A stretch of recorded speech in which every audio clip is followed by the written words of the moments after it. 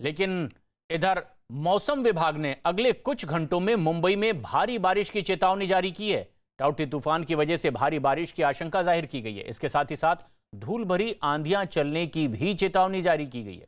मौसम विभाग के मुताबिक तेज हवाएं चलेंगी, इसलिए अलर्ट रहना है।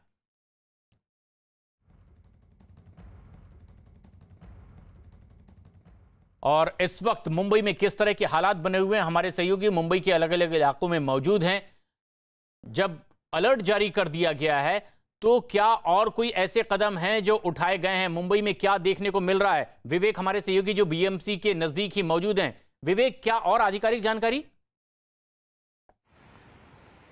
प्रशांत, देखिए अभी साफ तौर पे जिस तरह से साइक्लोन टोइटू का जो असर है वो साफ तौर पे मुंबई में कई घंटों से देखा जा रहा है और जो मौसम विभाग ने उन्होंने साफ तौर पे कह दिया है कि मुंबई में आने वाले 2-3 घंटों में तेज बारिश हो सकती है और तेज हवाएं भी काफी ज्यादा चल सकती है। आप साफ तौर पे देख सकते हैं किस तरीके से जो हवाएं हैं वो काफी ज्यादा तेज चल रही हैं और यही वजह है कि बार बार बीएमसी और मुंबई पुलिस सब लोगों को कह रही है कि घरों से बाहर ना निकले और जरूरत काम ना हो तो घरों से बाहर बिल्कुल भी ना निकले। यही वजह है कि हवा काफी ज्यादा तेज चल रही है और बीएमसी मुंबई पुलिस के लोगों ने बाकायदा जानकारी दी कि लोग घरों से बाहर ना निकले। साफ तौर पे आप तस्वीरें देख सकते हैं किस तरीके से जो विजिबिलिटी है वो काफी ज्यादा कम हो चुकी है। शाम के 5 बजने का समय है लेकिन ऐसा लग रहा है कि रात होने को आई है। पूरे शहर में अंधेरा छाया हुआ है। लोग सड़कों पर जो गाड़ियां हैं वो अपनी हेडलाइट जलाकर चल रहे हैं। तो आप अंदाजा लगा सकते हैं कि जो मौसम विभाग ने जो बताया था कि जो साइक्लोन का असर है वो साफ तौर पर देखा जाएगा, उसका असर अभी भी यहाँ पर मुंबई शहर में देखा जा रहा है। मुंबई शहर के आसपास जो सटे हुए इलाके हैं, पालघर, नवी मुंबई थाने, वहां पर भी तेज बारिश हो रही है और काफी रफ्तार से जो हवाएं चल रही हैं, लोगों को काफी ज्यादा तकलीफ हो रही है। यही वजह है कि मुंबई पुलिस और जितने प्रशासन उन्होंने साफ तौर पर कह दिया था कि बारिश होगी, तेज हवाएं चलेंगी, लोग घरों से बाहर ना निकले। और मौसम विभाग का अंदाजा है कि ये जो बारिश और तेज हवाएं हैं आने वाले 1.5 से 2 घंटे और चलेंगी। प्रशांत, इसलिए लोगों को अलर्ट भी कर दिया गया है। टाउटी तूफान की वजह से मुंबई एयरपोर्ट को भी 7 घंटे के लिए बंद कर दिया गया है। बताया गया है कि मुंबई एयरपोर्ट सुबह 11 बजे से शाम 6 बजे तक बंद रहेगा और अगले आदेश तक के इस पर अमल भी किया जाना है। हालांकि पहले आदेश था कि शाम 4 बजे तक के इसे बंद रखना है। इतना ही नहीं, वहां आने वाली फ्लाइट्स को भी डाइवर्ट कर दिया गया है। मुंबई के कई इलाकों में तूफान की वजह से तेज हवाओं के साथ भारी बारिश भी शुरू हो चुकी है।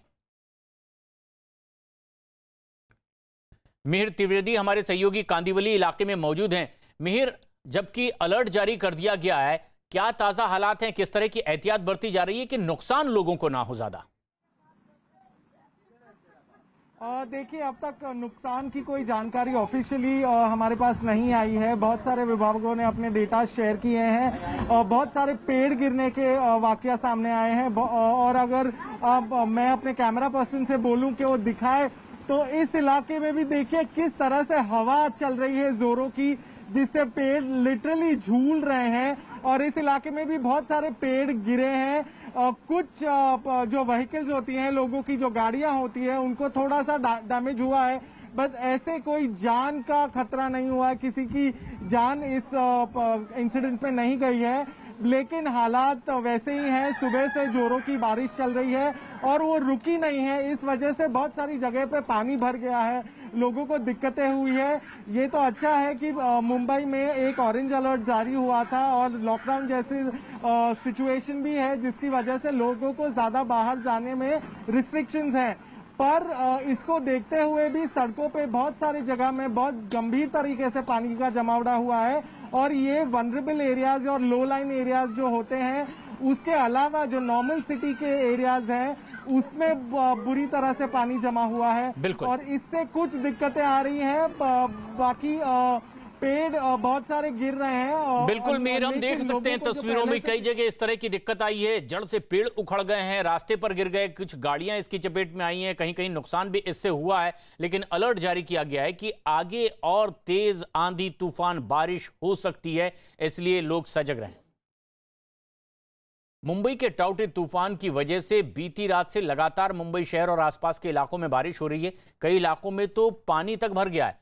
मुख्यमंत्री उद्धव ठाकरे ने तूफान से निपटने के लिए तैयारियों का जायजा लिया है और इसके लिए बेहद अहम बैठक भी बुलाई है। वरिष्ठ अधिकारियों के साथ उन्होंने बातचीत भी की है और मुंबई में तेज हवाओं की वजह से कई पेड़ों के उखड़ने की भी खबरें आई। और अगले कुछ घंटों में मुंबई में भारी बारिश का अलर्ट भी जारी किया गया है। और ये तस्वीरें आप देख रहे हैं, मुंबई एयरपोर्ट 7 घंटे के लिए बंद कर दिया गया है। शाम 6 बजे तक के एयरपोर्ट बंद रहेगा। और वर्ली इलाके में बांद्रा वर्ली सी लिंक रोड को बंद कर दिया गया है। घाटकोपर के इलाकों में आप देख रहे हैं कि हवा से पेड़ उखड़ गए, रेल की पटरियों पर ये गिर गए हैं, यातायात इससे बाधित हुआ है। और ऐसी कई और घटनाएं सामने आ रही है। विवेक हमारे सहयोगी बीएमसी के बाहर ही मौजूद हैं इस वक्त। विवेक, अगर इस तरह की कई घटनाएं हुई है तो क्या आगे की तैयारियों के लिए कहा गया है बीएमसी की ओर से और राज्य सरकार की ओर से? प्रशांत, देखिए इस पूरे मामले में बीएमसी ने साफ तौर पे कहते थे जो ये साइक्लोन टोर्टू है उसको लेकर काफी ज्यादा तैयारी की जा चुकी थी, लेकिन तैयारियां धरी की धरी रह गई क्योंकि बारिश काफी ज्यादा तेज हो रही है और साथ ही साथ हवाएं भी काफी ज्यादा तेज चल रही हैं। हम बीएमसी ऑफिस के सामने खड़े हैं। अगर मैं सामने आपको रोड क्रॉस करके दिखाना चाहूंगा कि देखिए किस तरीके से बीएमसी हेडक्वार्टर के सामने ही एक पेड़ है बड़ा सा, देखिए बिल्कुल जड़ से उखड़कर वो जमीन पर गिरा हुआ है। तो आप अंदाजा लगा सकते हैं कि बीएमसी की तैयारियां किस कदर रही होंगी। बीएमसी ने बड़े बड़े दावे किए थे कि वो साइक्लोन को लेकर पूरी तरह से तैयार है और जो पेड़ कमजोर पेड़ है उनकी बाकायदा ट्रिमिंग भी कर रही है। लेकिन ट्रिमिंग किस तरह हुई है वो आप सामने जो बीएमसी का जो हेडक्वार्टर है उसके सामने देख सकते हैं। बाकी में भी पीछे वहां पर भी देखिए रास्ते को पूरी तरह से बंद कर दिया गया क्योंकि जो पेड़ है वो अलग अलग जगहों पर गिरे हुए हैं। यही वजह है कि जो बीएमसी की तैयारियां थी वो धरी की धरी रह गई। विजिबिलिटी काफी ज्यादा लो हो गई है। मौसम विभाग ने साफ तौर पर कहा था कि 5 बजे के बाद अंधेरा सा छा जाएगा। आप साफ तौर पर देख सकते हैं ये इस समय मुंबई में 5 बज रहे हैं और मुंबई में अमूमन 5 बजे धूप निकली रहती है कड़ी, लेकिन अभी देखिए विजिबिलिटी एकदम कम हो गई है। रात जैसा माहौल हो गया है और मौसम विभाग का साफ तौर पर कहना है कि आने वाले घंटों में और भी ज्यादा तेज बारिश रहेगी, मूसलाधार बारिश भी तेज चलती रहेगी और हवाएं भी काफी ज्यादा तेज चलती रहेगी। यही वजह है कि मुंबई पुलिस और बीएमसी दोनों ने कहा है कि कोई भी लोग अपने घरों से बाहर ना निकले। हो सकता है कि इस साइक्लोन की वजह से ये जो तूफान और आंधी बारिश हो रही है उसकी वजह से लोगों को चोटें आ सकती हैं, इसलिए लोग कोशिश करें अपने घर के अंदर ही रहें। विजिबिलिटी लो होने के बाद देखिए किस तरीके से विजिबिलिटी पूरी तरह से लो हो चुकी है। अंधेरा छा गया है पूरे मुंबई में और लाइटें देखिए जितने भी गाड़ियां हैं वो अपने हेडलैम्प जला के चल रही हैं। अंदाजा लगाइए ऐसा लग रहा है कि शाम के तकरीबन 7, 8 या 9 बज रहे हो, लेकिन मुंबई में इस समय 5 बज रहे हैं और 5 बजे का नजारा देखिए ऐसा लग रहा है कि रात के 9 बज चुके हैं। जितने भी गाड़ियां सड़कों पर चल रही हैं, बीएसटी बसें सड़कों पर चल रही हैं, बाकायदा वो अपने हेडलाइट ऑन करके चल रही हैं। और एक बड़ी खबर इस वक्त आ रही है। प्रधानमंत्री नरेंद्र मोदी ने गुजरात के मुख्यमंत्री विजय रूपाणी से फोन पर बातचीत की है। टाउटे तूफान को लेकर उन्होंने पूरी विस्तार से जानकारी ली है। गोवा के मुख्यमंत्री से भी उन्होंने इससे पहले बातचीत की है और वहां किस तरह के हालात हैं इसके बारे में जानकारी ली है और हर संभव केंद्र की ओर से मदद का भरोसा भी उन्हें दिया है। टाउटे तूफान की वजह से जिस तरह की आफत आ सकती है उसे लेकर क्या क्या एहतियाती कदम उठाए गए हैं, लोगों को कोई दिक्कत ना हो उसके लिए किस तरह के काम किए जा रहे हैं और अगर केंद्र की ओर से कोई जरूरत है तो वो क्या मदद पहुंचाई जा सकती है, इन तमाम मसलों पर प्रधानमंत्री नरेंद्र मोदी ने गुजरात के और गोवा के मुख्यमंत्रियों से फोन पर बातचीत करके पूरी जानकारी हासिल की है। गोवा के मुख्यमंत्री से भी उन्होंने बातचीत की है और वहां समुद्री तट के इलाकों पर खास तौर पर इंतजाम पुख्ता करने के लिए कहा गया है और ठीक यही बात गुजरात के लिए भी। हालांकि गुजरात सरकार की ओर से बताया गया कि 1 लाख से ज्यादा लोगों को सुरक्षित जगहों पर पहुंचा दिया गया है। अमिताभ सिन्हा हमारे सहयोगी फोन लाइन पर मौजूद हैं। अमिताभ, प्रधानमंत्री ने खुद एक संवेदनशीलता दिखाते हुए मुख्यमंत्रियों के साथ बातचीत की है, किस तरह की जानकारी उन्हें मिल पाई? देखिए, साइक्लोन के बारे में अभी तक जो आईएमडी का फोरकास्ट है उसके हिसाब से 18 तारीख तक भीषण हवाएं चलेंगी 180 से 185 किलोमीटर प्रति घंटे की रफ्तार से और जानते हैं काफी जान माल का नुकसान होगा। इसलिए प्रधानमंत्री ने पहले भी मीटिंग बुलाई तूफान के टकराने के पहले और आज भी तमाम मुख्यमंत्रियों से बात की है, पहले महाराष्ट्र से और अब गोवा के और गुजरात के मुख्यमंत्रियों के साथ साथ दमन दीव के लेफ्टिनेंट गवर्नर के साथ उन्होंने बात की है और चर्चा की है कि उनका तूफान से निपटने के लिए उनकी तैयारियां क्या हैं। पीएम ने 2 pronged स्ट्रेटेजी पहले भी बताई थी कि जो इसेंशियल सर्विसेज है उनकी सुविधाएं बरकरार रखने की कोशिश की जाए। दूसरा, जो लोग फंस रहे हैं तूफान पीड़ित इलाकों में, वहां से लोगों को सुरक्षित निकाल के बाहर लिया जाए और सबसे अहम बात थी कि जो विशेष तैयारियां हैं इन इलाकों में कोविड-19 के मैनेजमेंट की, कोरोना पीड़ित मरीजों और अस्पतालों की, उन सब की सुविधाओं पर कोई असर न पड़े, ताकि इसलिए ऑक्सीजन एक्सप्रेस हो, ऑक्सीजन की सप्लाई का मामला हो या दवा की सप्लाई का मामला हो, इसके बारे में भी उद्योग जगत से बात की गई है। यही बात प्रधानमंत्री ने सुनिश्चित करने को कहा है। बिल्कुल। और दोहरी मार इस वक्त जहां कोरोना से जंग, वहीं टाउटे तूफान से लड़ने की भी पूरी तैयारी। मुंबई और नवी मुंबई में कई इलाकों में भारी बारिश हुई है, कई इलाकों में पानी भर गया है और ऐसे में लोगों को किस कदर परेशानियों का सामना करना पड़ रहा है, हमारे सहयोगी अभिषेक बता रहे हैं। टाउटे तूफान की वजह से मुंबई में कई जगहों पर जल जमाव जैसी स्थिति पैदा हो गई है। तस्वीर आपको दिखा रहा हूँ, कुर्ला इलाके की तस्वीर है, जहाँ पर घुटने भर से ज़्यादा पानी भरा हुआ है, तालाब बनी हुई है, पूरी सड़कें, इस तरीके के हालात हैं यहाँ पर। और ऐसा एक जगह नहीं बल्कि कई जगहों पे इस तरीके के हालात हैं। जो लोग इस इलाकों से निकल रहे हैं वो कहीं न कहीं अपने आप को बचाते हुए निकल रहे हैं, क्योंकि पूरी सड़कें पानी में डूबी हुई हैं। अमूमन यही हाल मुंबई के अलग अलग हिस्सों का है और लगातार कई हिस्सों में बारिश शुरू होने की वजह से पानी फिलहाल कम होने का नाम नहीं ले रहा है। कैमरामैन दिग्विजय के साथ अभिषेक पांडे, मुंबई न्यूज़ 18 इंडिया। तूफान के चलते रात से बारिश जारी है, तेज हवाओं के साथ बरसात जारी है, जिसका असर आप देख सकते हैं। इस समय हम परेल इलाके में मौजूद हैं, जहां पर जल जमाव हो चुका है। आप देख सकते हैं जैसे कि नज़ारों में कि गाड़ियां आधे से ज़्यादा पानी में डूब चुकी हैं, दुकानों के अंदर पानी जा रहा है, लॉकडाउन जारी है। ऐसे में ज़्यादातर दुकानें बंद हैं, केवल होटल्स चालू हैं जहां पर पार्सल सुविधा दी जा रही है, लेकिन उन होटल्स के अंदर भी पानी जा रहा है। लोगों को काफ़ी ज़्यादा दिक्कत का सामना करना पड़ रहा है। घुटनों तक जो है पानी जमा हो गया है, जिसका असर आप ट्रैफिक पर भी देख सकते हैं। करीब 2 से 3 किलोमीटर का ट्रैफिक जाम हो गया है। यहाँ पर बीएमसी का कोई भी अधिकारी अभी तक मौजूद नहीं है। आप दृश्यों में आपको दिखाना चाहेंगे कि कई गाड़ियाँ जो हैं वो बंद हो गई हैं। बाइक सवार अपनी गाड़ियों को लेकर किसी तरह इस पानी से निकलने की कोशिश कर रहे हैं। हालांकि यहाँ पर पानी निकालने के लिए पंप लगाया गया है, लेकिन उस पंप का कोई असर होते हुए नजर नहीं आ रहा है। हालात काफ़ी ज़्यादा यहाँ पर बिगड़ रहे हैं। लगातार पानी जो है वो बढ़ते जा रहा है, बरसात अभी भी जारी है और बीएमसी का कोई अधिकारी यहाँ पर मौजूद नहीं है। विवेक गुप्ता हमारे सहयोगी बीएमसी दफ्तर के बाहर ही मौजूद हैं। यहां पर भी कई जगह पेड़ उखड़ गए हैं। विवेक, लोलाइन इलाकों में पानी भर गया है, लोगों को दिक्कतों का सामना करना पड़ रहा है, लेकिन इसकी जानकारी बहुत पहले भी थी कि इस तरह की दिक्कत हो सकती है। तैयारियों के बारे में बीएमसी या महाराष्ट्र सरकार की ओर से क्या कहा जा रहा है? देखिए प्रशांत, जिस तरह से ये साइक्लोन आया था उसको लेकर आईएमडी ने साफ तौर पे कह दिया था कि जो डीप डिप्रेशन है वो आने वाले दिनों में एक सीपीएस साइक्लोन का में कन्वर्ट हो सकता है, और वैसा ही हुआ। एक साइक्लोन बड़ा साइक्लोन में कन्वर्ट है। उसके बाद जब बीएमसी ने दावा किया था कि उनकी तैयारियां पूरी हैं और पूरी उन्होंने जो जहां पर पेड़ वेड़ ना गिरे उनकी बाकायदा ट्रिमिंग करके रखी हुई है, लेकिन उसके बावजूद भी मुंबई शहर में तकरीबन कई सैकड़ों ऐसे मामले आए हैं जिसमें पेड़ गिरने के मामले आए हैं, गाड़ियों पे पेड़ गिरे हैं। उसको लेकर बीएमसी की जो पोल थी वो साफ तौर पर खुलती नजर आ रही है। बीएमसी ने दावे किए थे कि वो साइक्लोन के लिए पूरी तरह तैयार है और आम जनता को बिल्कुल भी तकलीफ नहीं होगी, लेकिन हकीकत यह है कि बीएमसी के हेडक्वार्टर के सामने ही, अगर मैं आपको तस्वीरें दिखाना चाहूंगा, बीएमसी हेडक्वार्टर के सामने ही आप देखिए किस तरीके से एक बड़ा सा पेड़ जो है वो जड़ से उखड़ कर गिर चुका है और ठीक सामने बीएमसी की इमारत है, यानी बीएमसी का हेडक्वार्टर है। तो प्रशांत, आप इस बात से अंदाजा लगाइए कि बीएमसी के हेडक्वार्टर के सामने ही ये नजारा है, तो बाकी मुंबई में कैसा नजारा होगा इसका आप अंदाजा लगा सकते हैं। देखिए किस तरीके से पूरा जो पेड़ है वो जड़ से उखड़ कर नीचे गिरा हुआ है। अगर ये पेड़ किसी गाड़ी या किसी इंसान के ऊपर गिरता तो सोचिए बड़ा हादसा या घटना घट सकती थी। उसके बावजूद भी बीएमसी ने बार बार अभी साफ तौर पर कह रही है कि उनकी काम चल रही है और जो टीमिंग है वो चल रही है।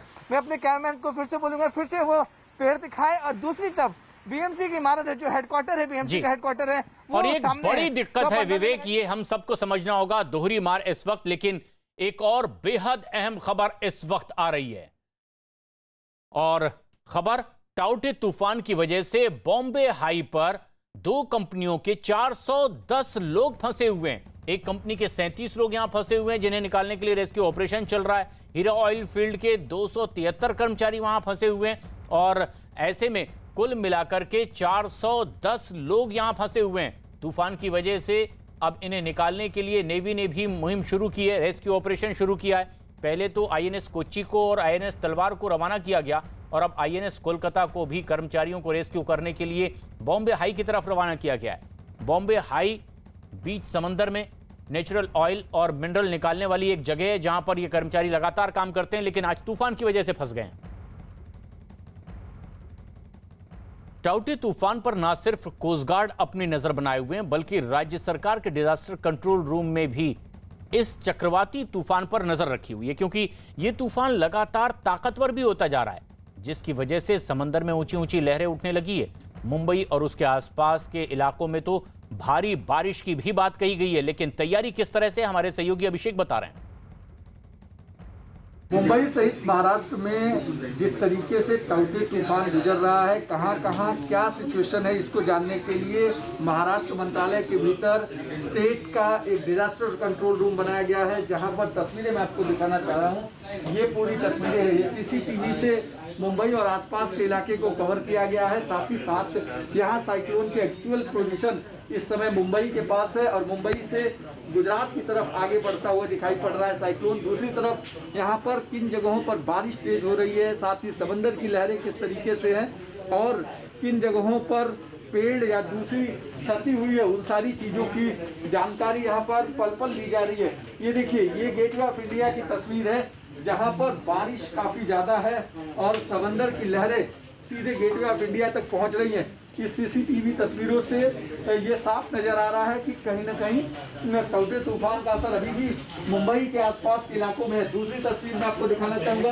ये जो है ये सीधे सैटेलाइट इमेजेस हैं जो लगातार टाउटे तूफान की एक्चुअल पोजीशन बता रही हैं, जो मुंबई के पास है और अब गुजरात की तरफ आगे बढ़ता हुआ दिख रहा है। दूसरी तरफ आप देखिए कि सीसीटीवी तस्वीरों में यहाँ पर आपको दिखाई पड़ रहा है अलग अलग बांद्रा वर्ली सीलिंग के पास की तस्वीरें आपको दिखाई पड़ रही हैं, साथ ही रेक्लेमेशन की है, जुहू की है और इन सब इलाकों में क्या कंडीशन है, कहाँ पर पेड़ गिरे हैं और कहाँ पर बारिश और जलजमाव की स्थिति है, इन सारी चीज़ों की कंट्रोल रूम में पल पल जानकारी ली जा रही है। साथ ही दूसरी तरफ अगर तस्वीरें मैं दिखाऊं तो ये कंट्रोल रूम का पूरा ये वॉर रूम है, जहाँ पर हर घंटे पूरी अपडेट्स आ रही हैं और हर मिनट कहाँ से कौन सी चीज़ें आ रही है वो कंट्रोल रूम को सूचित किया जा रहा है। उसके बाद हर घंटे पूरी अपडेट बना करके मिनिस्ट्री को भेजी जा रही है। यहाँ पर पल पल अपडेट्स के लिए हर विंडो को तलाशा जा रहा है, ताकि शहर के भीतर किसी भी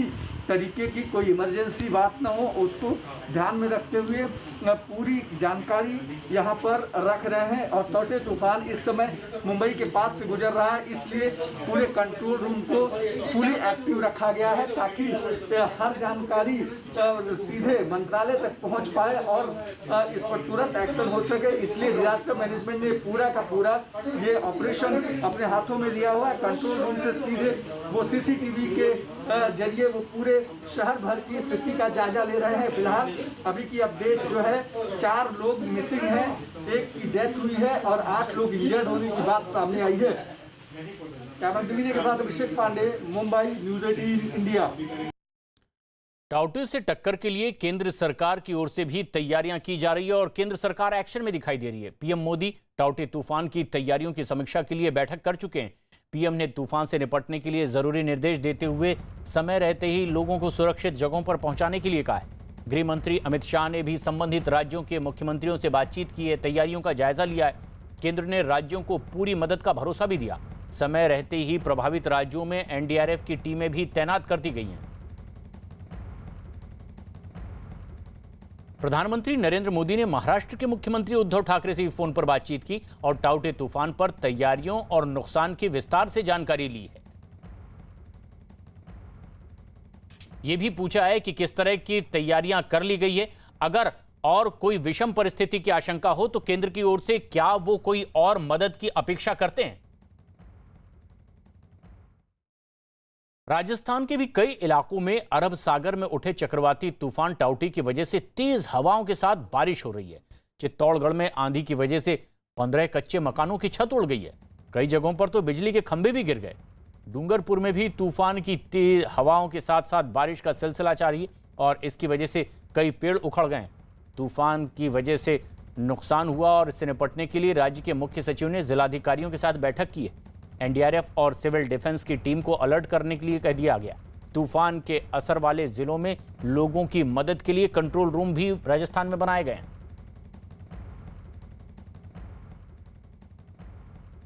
तो उधर गुजरात में टाउटे तूफान की वजह से हाई अलर्ट जारी कर दिया गया है। मौसम विभाग के मुताबिक टाउटे तूफान आज रात 8 बजे से 11 बजे के बीच पोरबंदर और भावनगर के बीच से गुजरने वाला है। इस दौरान 155 से 185 किलोमीटर प्रति घंटे की रफ्तार से वहां हवाएं चल सकती है। मतलब ये कि गुजरात में आज की रात भारी है और वहां तूफान की वजह से भारी नुकसान होने की भी आशंका जाहिर की गई।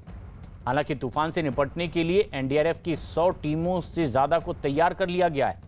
प्रधानमंत्री नरेंद्र मोदी और गृह मंत्री अमित शाह भी लगातार राज्य के मुख्यमंत्री विजय रूपाणी से संपर्क में हैं, बातचीत उनसे कर रहे हैं और राज्य सरकार ने भी करीब 1.5 लाख लोगों को सुरक्षित जगहों पर पहुंचाने का दावा किया है।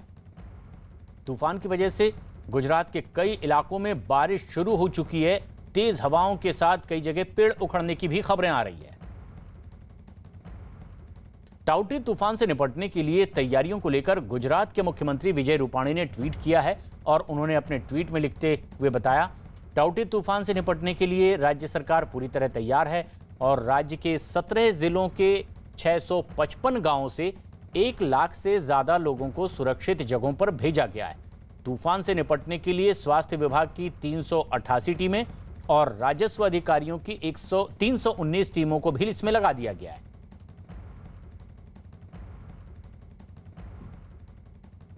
तो वहीं कर्नाटक के मंगलुरु के पास अरब सागर में फंसे 9 लोगों को कोस्ट गार्ड के जवानों ने बचा लिया है। नाव पर सवार ये सभी लोग टाउटे तूफान की वजह से समंदर में फंस गए, जिसका पता चलने के बाद फौरन समंदर में फंसे लोगों को निकालने के लिए रेस्क्यू ऑपरेशन चलाया गया। इनमें से 5 लोगों को एक जहाज की मदद से और बाकी 4 लोगों को नौसेना के हेलीकॉप्टर की मदद से रेस्क्यू कर बचा लिया गया।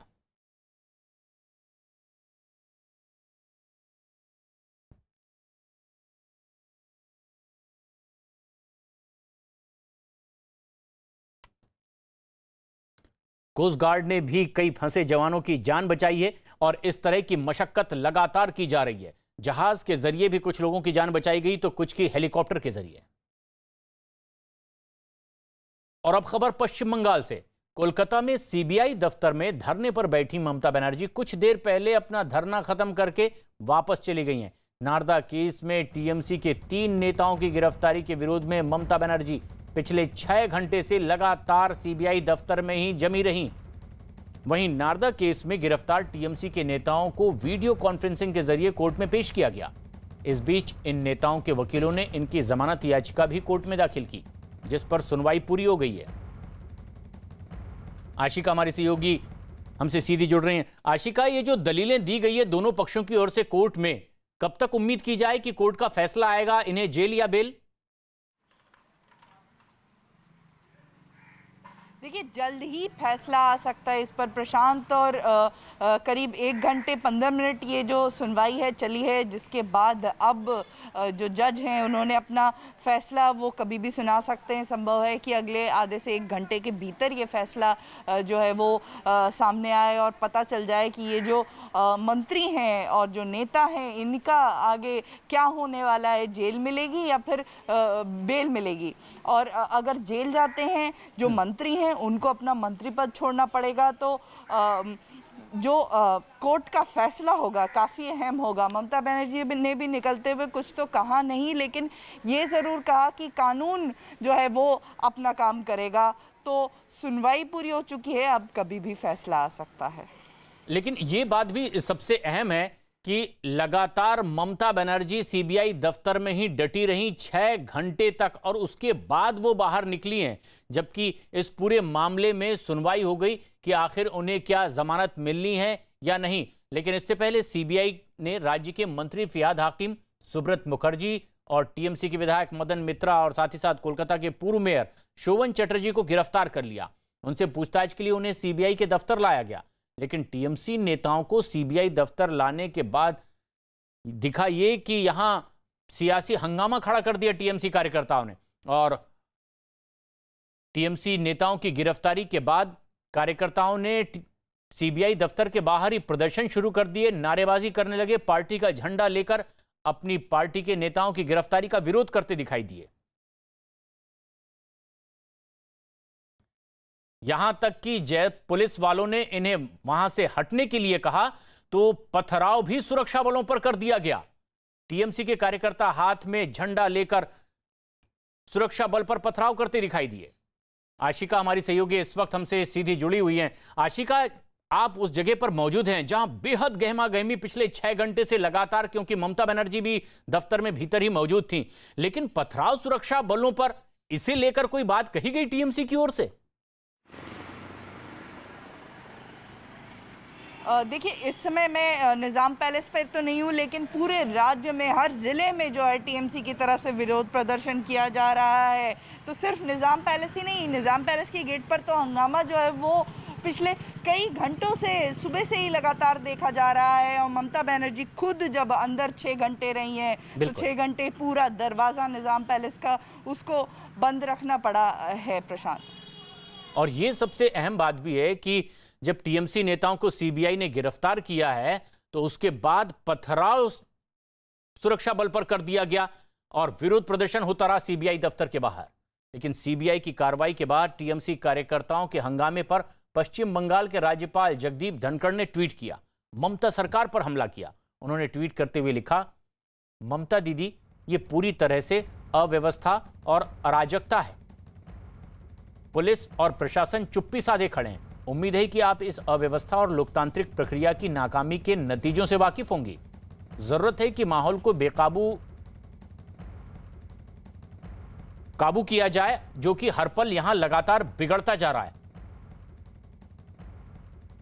बंगाल में टीएमसी नेताओं की गिरफ्तारी पर सीबीआई ने प्रेस कॉन्फ्रेंस की है। सीबीआई ने बताया कि टीएमसी नेताओं की गिरफ्तारी नारदा केस में की गई है।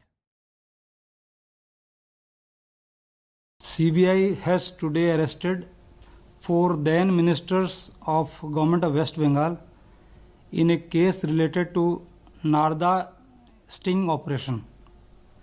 CBI had registered the instant case on 16th April 2017 on the orders of Honorable Kolkata High Court. साथ ही सीबीआई की कार्रवाई से नाराज टीएमसी के कार्यकर्ताओं ने मोर्चा खोल दिया और कोलकाता में निजाम पैलेस के बाहर कार्यकर्ताओं की भीड़ इकट्ठी हो गई। उन्होंने प्रदर्शन शुरू कर दिया। इस दौरान कार्यकर्ताओं ने जमकर नारेबाजी की। इससे पहले सीबीआई के अधिकारी जब ममता सरकार के मंत्री फिरहाद हाकिम के घर पहुंचे तो वहां भी उनके समर्थक इकट्ठे हो गए थे और उन्होंने सीबीआई की कार्रवाई का विरोध शुरू कर दिया था।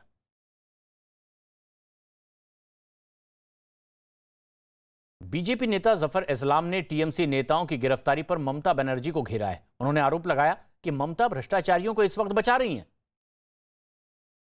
ममता बनर्जी को चिंता नहीं वहां की जनता की, उनको चिंता है सिर्फ ये जो करप्ट लोगों की, जो इतने बड़े बड़े स्कैम किए हुए हैं। जाहिर उनका भी हाथ होगा तभी इस तरह का सपोर्ट है, वरना कोई चीफ मिनिस्टर जो है आज तक इस तरह की ओछी राजनीति नहीं करती है कि सीबीआई के दफ्तर चली जाए।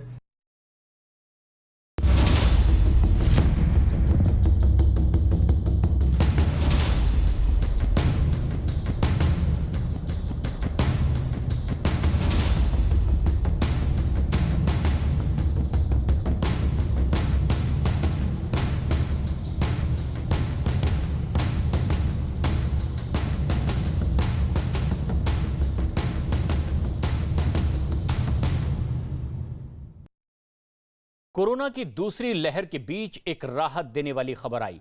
कई दिनों बाद आज देश में कोरोना के मामले 3 लाख से कम दर्ज किए गए। 24 घंटों में देश में कोरोना के 2,81,386 नए मरीज मिले। हालांकि इस दौरान कोरोना की वजह से जान गंवाने वाले लोगों का आंकड़ा 4,000 के ऊपर दर्ज किया गया। एक दिन में 4,106 लोगों ने कोरोना से अपनी जान गंवा दी। इस दौरान 3,68,000 से ज्यादा लोग कोरोना की वजह से ठीक भी हुए और अपने घर गए। कोरोना के कहर के बाद अब मध्य प्रदेश के उज्जैन में ब्लैक फंगस की दहशत देखने को मिल रही है। ब्लैक फंगस की वजह से उज्जैन में पहली मौत से हड़कंप मच गया है। बताया गया कि 43 साल के मरीज की कोरोना नेगेटिव रिपोर्ट आई और एक आंख निकालने के बावजूद उसकी जान नहीं बचाई जा सकी। शहर में ब्लैक फंगस के मरीजों की संख्या लगातार बढ़ती चली और अब तक 17 से ज्यादा लोग ब्लैक फंगस की इनमें पुष्टि हो चुकी है। फंगस का निश्चित रूप से प्रभाव जो है यहाँ पर है उज्जैन में, और एक नया वार्ड भी हमारे द्वारा आरडी गार्डी में इसके लिए बनाया गया था, उसमें भी मरीज आ गए। अभी तक की जो हमारी जानकारी है लगभग 15-20 मरीज जो हैं ऑलरेडी हैं, जो थोड़े सीरियस टाइप के हैं ब्लैक फंगस के। उनका इलाज जो है वो चल रहा है, और एक जो एंटी फंगल इन्फेक्शन है इंजेक्शन है उसकी ज़रूर शॉर्टेज मार्केट में है, उसका और उसके जो विकल्प हैं उनका हम लोग मुहैया कराने के लिए प्रयासरत हैं। बहुत जल्दी वो तत्काल रूप से मुहैया करा दिया जाएगा। क्योंकि ब्लैक फंगस उन लोगों में बहुत तेज़ी से बढ़ रहा है जो कोरोना पॉजिटिव होते हुए जिनको हाई कॉन्सेंट्रेटेड ऑक्सीजन लग रही है। और हाई कॉन्सेंट्रेटेड ऑक्सीजन का एक नियम है कि जो उसका जो रूट है उसमें डिस्टिल वाटर डालना बहुत ज़रूरी है। डिस्टिल वाटर से अगर ऑक्सीजन जाता है तो इसके होने की संभावना कम रहती है। दूसरी बात ये है कि जो भी कोरोना के पेशेंट को दवा दी जा रही है उसमें एक दवा कार्टिसोन ग्रुप की रहती है जो तेज़ी से शुगर भी बढ़ाती है और ब्लड प्रेशर भी बढ़ाती है। तो उन लोगों का ब्लड शुगर मतलब डायबिटीज़ की जांच हर 6 घंटे में होना ज़रूरी है और ब्लड प्रेशर भी बराबर लेना ज़रूरी है। कानपुर में भी ब्लैक फंगस के बढ़ते मामलों को देखते हुए स्वास्थ्य विभाग ने इससे निपटने की तैयारियां तेज कर दी है। ब्लैक फंगस के इलाज के लिए हैलेट अस्पताल में विशेषज्ञ डॉक्टरों की टीम बना दी गई है और ब्लैक फंगस के मरीजों के लिए स्पेशल वार्ड भी तैयार कर दिया गया है। मरीजों के ऑपरेशन के लिए इमरजेंसी के ऑपरेशन थिएटर तैयार कर दिए गए हैं। ब्लैक फंगस को लेकर हमारे जैसा केस अब देख रहे हैं कि कुछ सिम्टम आ रहे हैं, कुछ केस भी आए हैं। एक एडमिट पेशेंट है तो उसके लिए हमने अपने माइक्रोबायोलॉजी लैब में यहाँ पर अलग से एक स्पेशल लैब बनाई है। वहाँ पर डॉक्टर जो माइक्रोस्कोपिक जांच कर रही थी वहाँ से चालू हो गया है और एक स्पेशल वार्ड बनाया है। ये ऐसे मरीजों को वहाँ रखेंगे। इसके अलावा एक डॉक्टरों की टीम बनाई है जिसमें ENT surgeon, ophthalmology surgeon, neuro surgeon और एक प्लास्टिक सर्जन। इसके अलावा हमारे एनेस्थेटिक्स, तो ऐसे लोगों की टीम बना के हम वहाँ पर अपनी तैयारी पूरी कर ली है। उत्तर प्रदेश के मुख्यमंत्री योगी आदित्यनाथ ने भी ब्लैक फंगस के मामलों पर चिंता जताई है और इसको रोकने के लिए कई कदम उठाने का दावा भी किया है। पोस्ट कोविड पेशेंट में ब्लैक फंगस की एक नई चैलेंज हमारे सामने आई है। कुछ मामले प्रदेश के अंदर आए हैं, उनके उपचार की व्यवस्था की जा रही है। एक एडवाइजरी पूरे प्रदेश के अंदर जारी की गई है कि ब्लैक फंगस के अलावा पोस्ट कोविड कोई भी ऐसी समस्या देखने को मिलती किसी पेशेंट में तो उनके लिए एक अलग वार्ड बना करके उनके मुफ्त में उपचार की व्यवस्था प्रत्येक जनपद में प्रारंभ की जाए, उसको बचाया जा सके और हर एक व्यक्ति को के जीवन को बचा करके हम लोग उसकी ऊर्जा का उपयोग समाज के लिए और राष्ट्र के लिए कर सकें।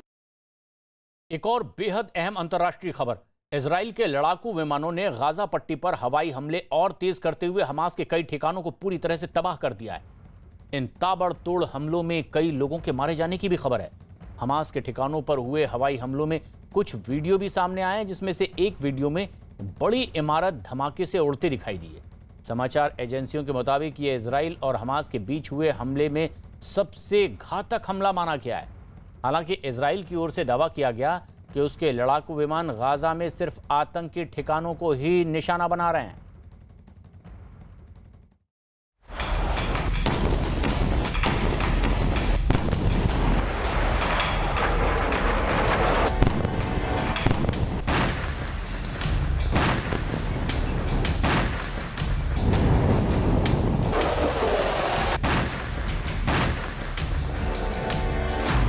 इजराइल हमास में घमासान, 7 दिन से जारी है जंग।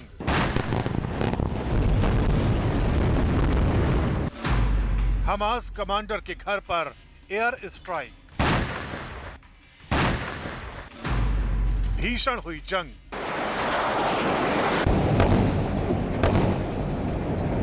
इजराइल और हमास के बीच 7 दिन से जारी जंग बदस्तूर चल रही है।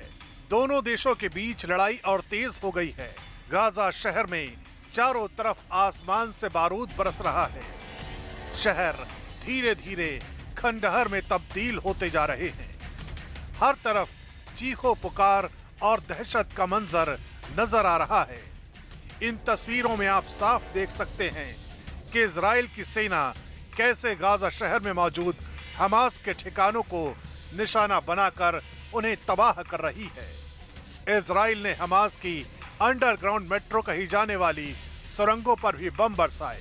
इजराइल का दावा है कि उसने इस हमले में हमास की सुरंगों का जाल तबाह कर दिया है। ये इजराइल के एक और हमले का वीडियो है। इजराइल ने दावा किया है कि उसने गाजा में हमास के सबसे टॉप कमांडर ये सिनवार के घर को निशाना बनाया।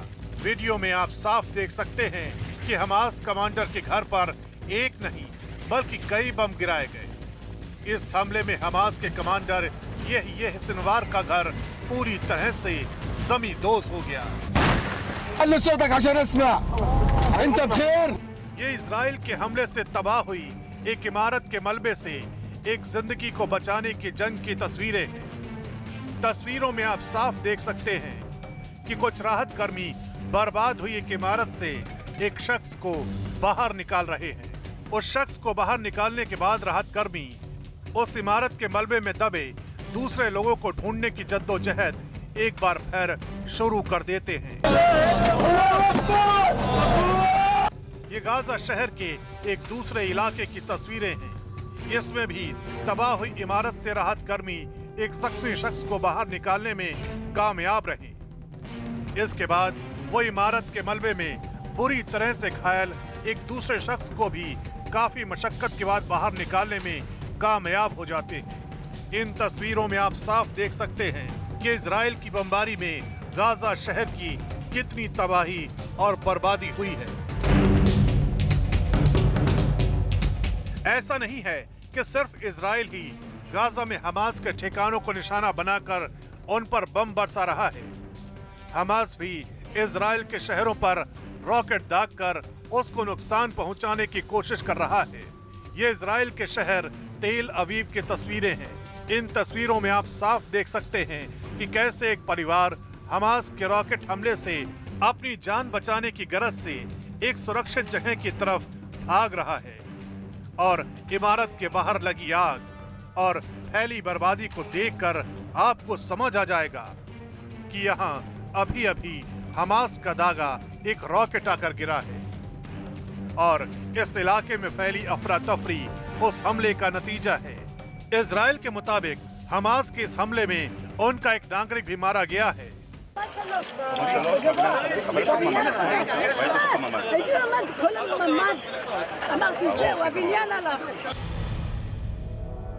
एक जंग इजराइल और हमास लड़ रहे हैं, लेकिन इस जंग का दायरा भी बढ़ गया है और इसकी आंच दुनिया के दूसरे देशों में भी फैलती जा रही है।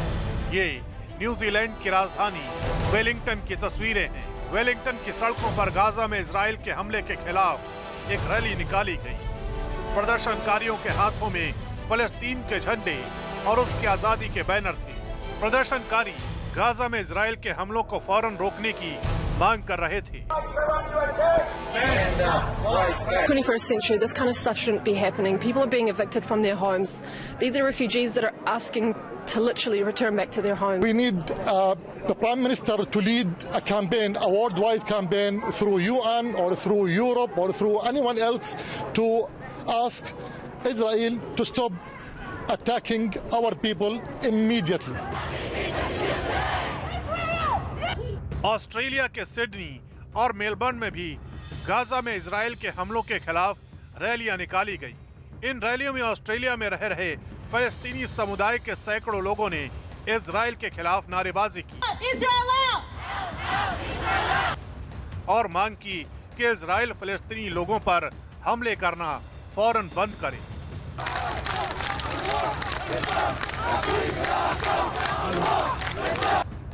जर्मनी की राजधानी बर्लिन में भी इजराइल के विरोध में वहां रह रहे फलस्तीनी समुदाय के लोगों ने एक रैली निकाली।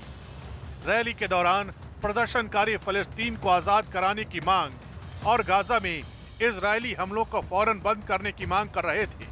पुलिस ने जब प्रदर्शनकारियों को कोरोना प्रोटोकॉल तोड़ने के लिए वहां से हटाने की कोशिश की तो हिंसा भड़क उठी। हमास